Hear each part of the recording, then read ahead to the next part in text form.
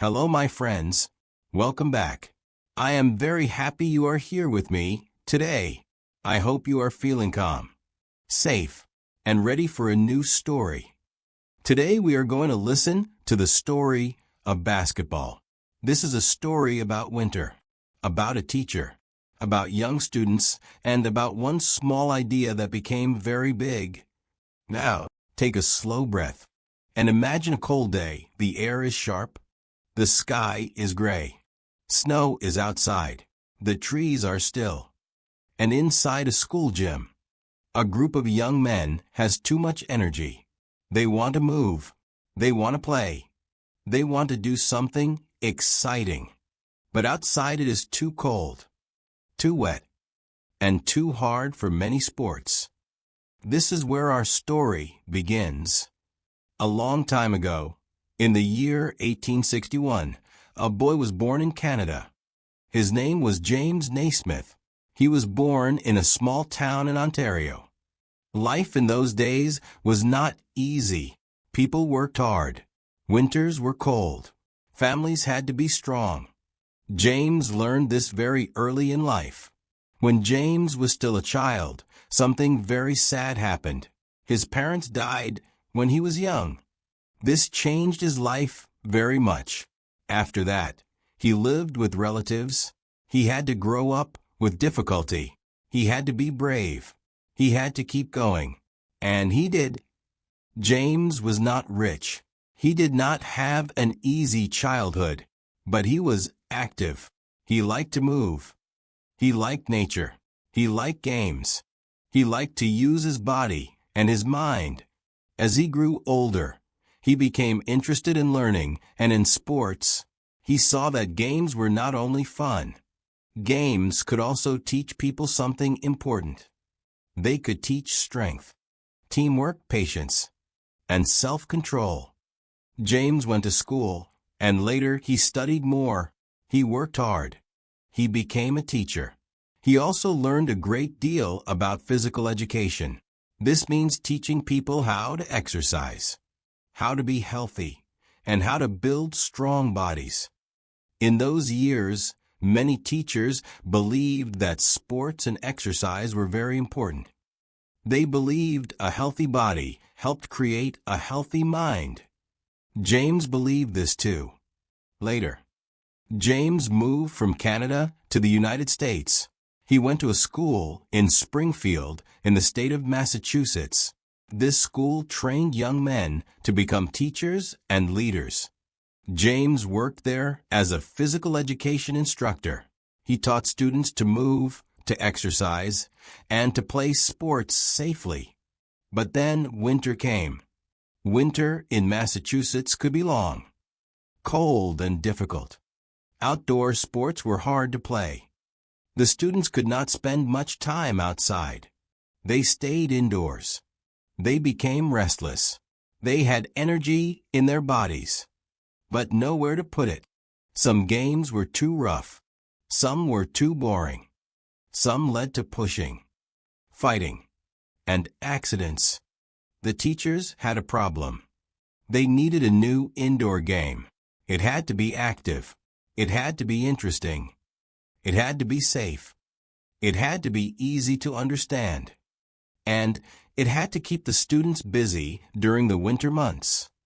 This was not a small problem. One day, James Naismith was given this job. He had to create a new game for his students. A game they could play inside the gym.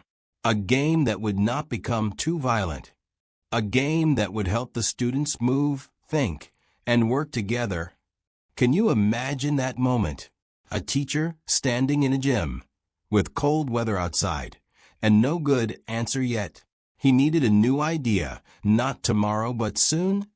James began to think very carefully.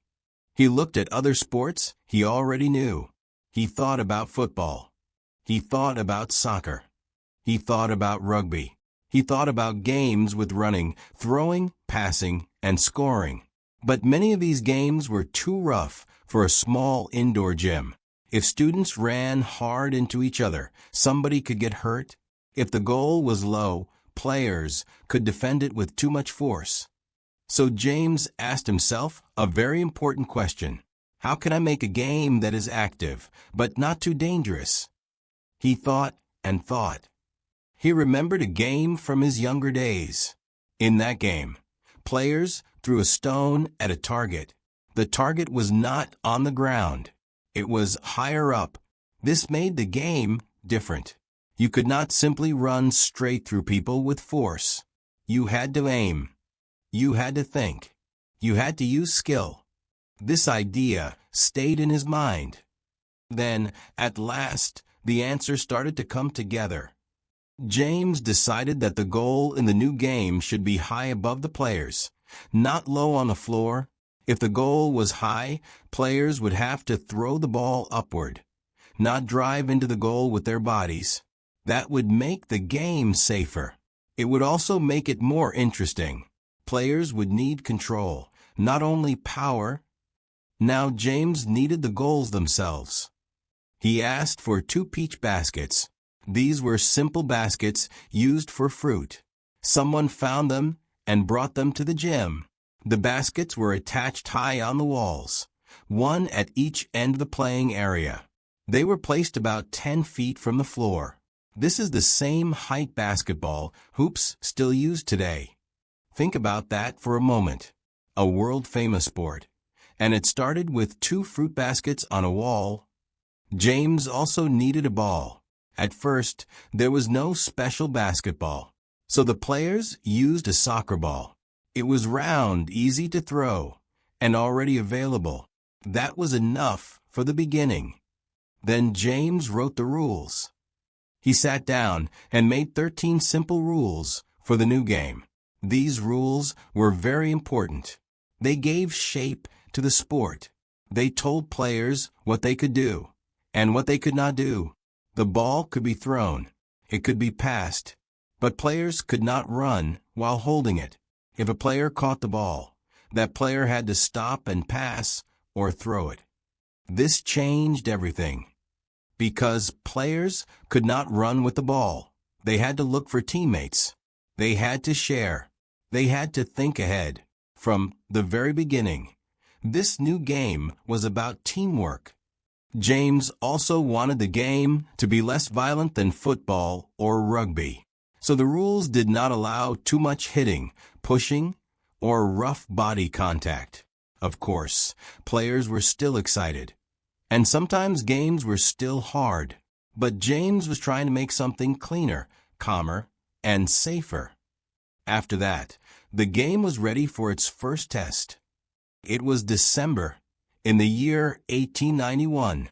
Inside the gym at the school in Springfield, the students came together. James explained the new rules. Maybe some students were curious. Maybe some students were confused. Maybe some students thought, what is this strange new game with fruit baskets? But they were ready to try. The first game began. It did not look exactly like modern basketball. Not at all. There were 9 players on each team, not 5. The gym was different. The ball was different. The rules were still new. The players were learning while they played. Still, something special happened. The students became interested.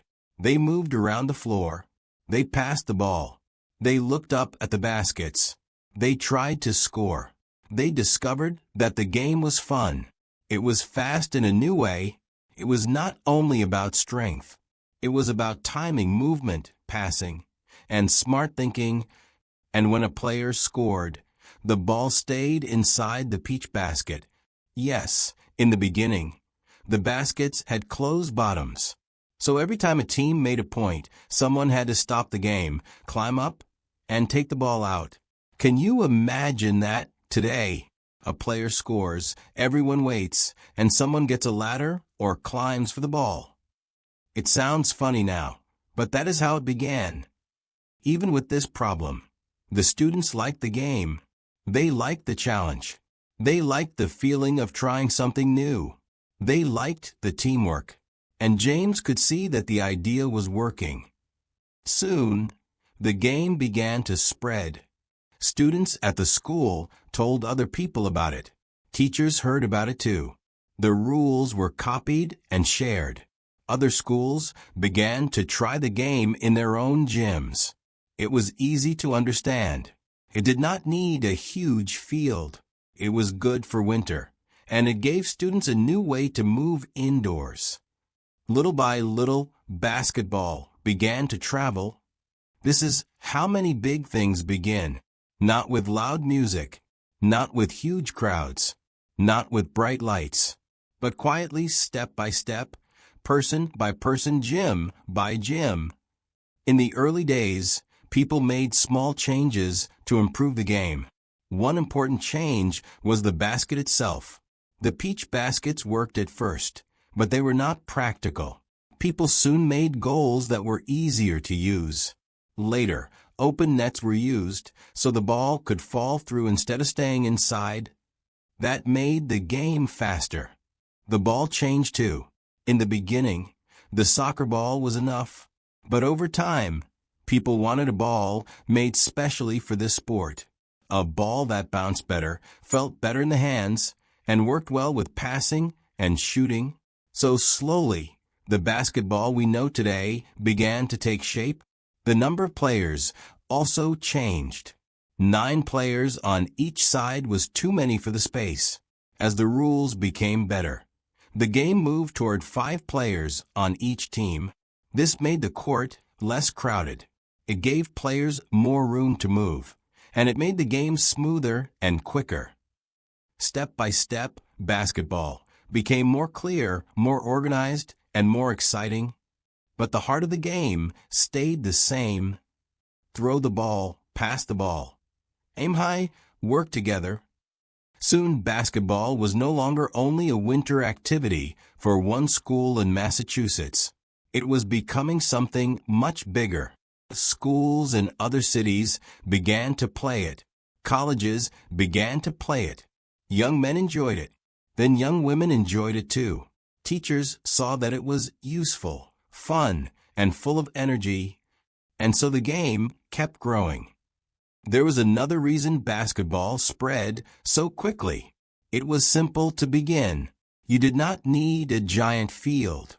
You did not need expensive equipment. You needed a ball, a hoop, and a group of players. That was enough. A school could play it.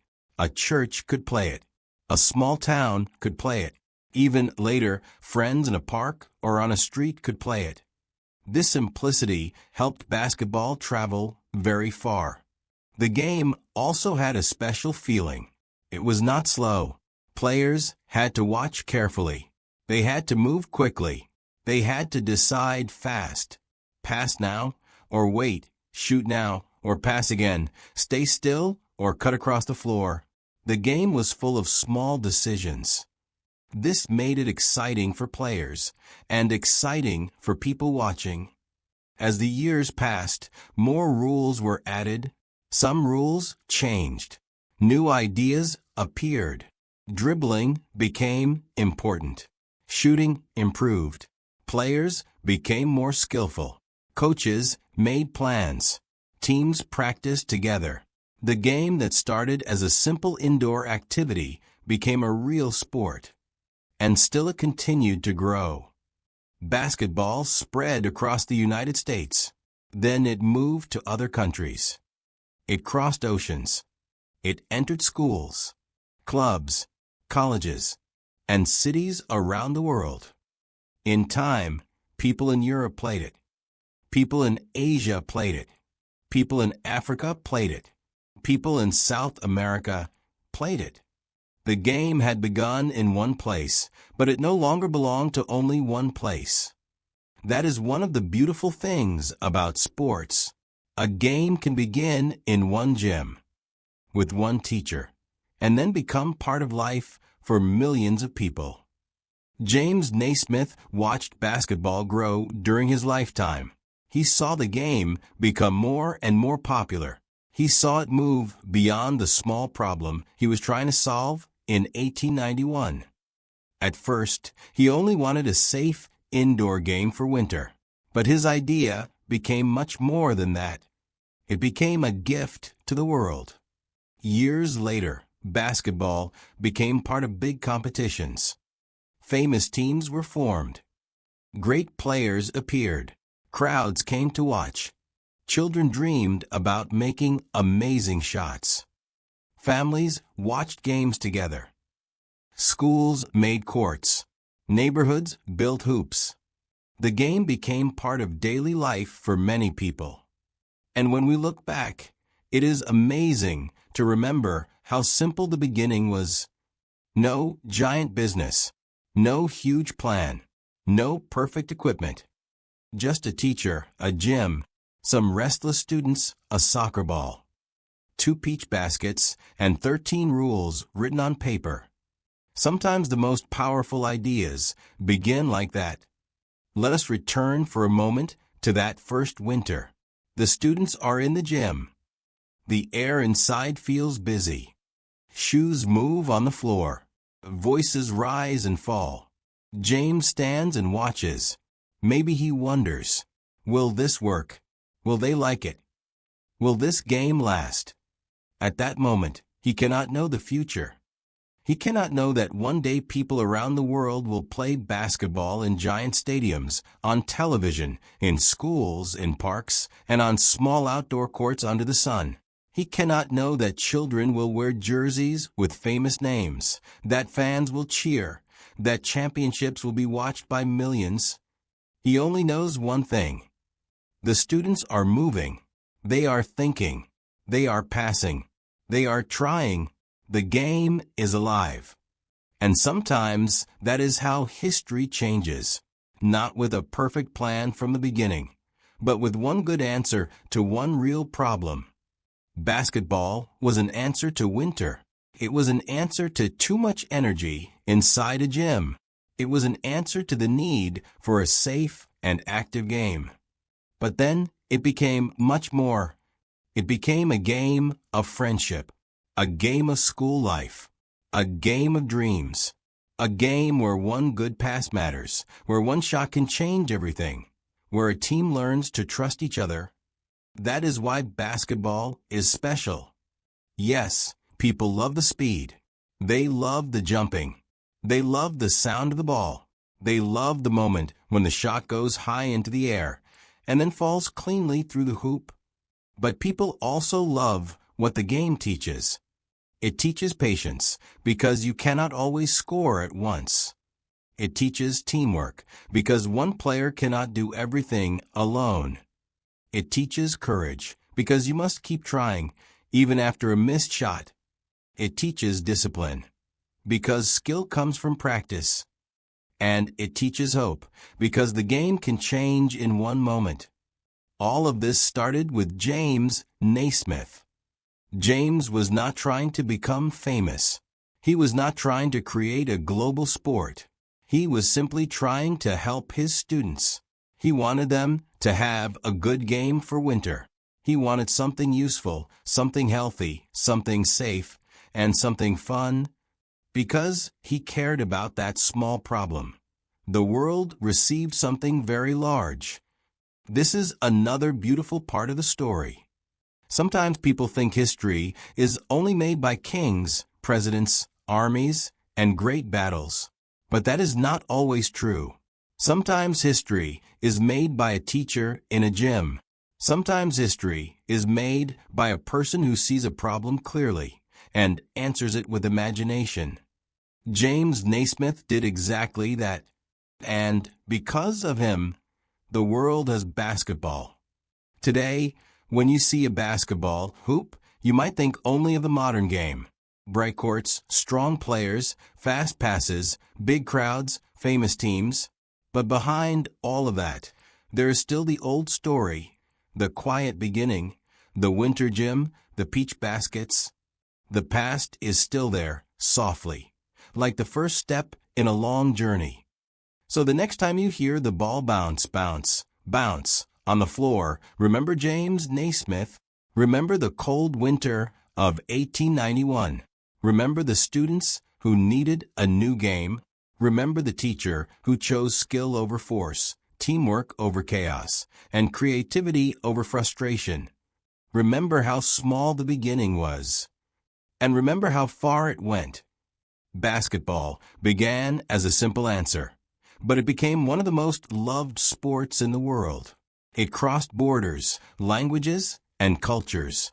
It reached children and adults, schools and cities, quiet parks and giant arenas, all from one idea: a ball, a basket, a team, a winter day, and a teacher who kept thinking until he found the answer. That is the story of how basketball began. Thank you so much for listening with me today. You are doing such a beautiful job with your English. I am very proud of you for staying with this story. Please tell me what story you would like to hear next. And if you enjoy these calm English stories, please like, comment, and subscribe.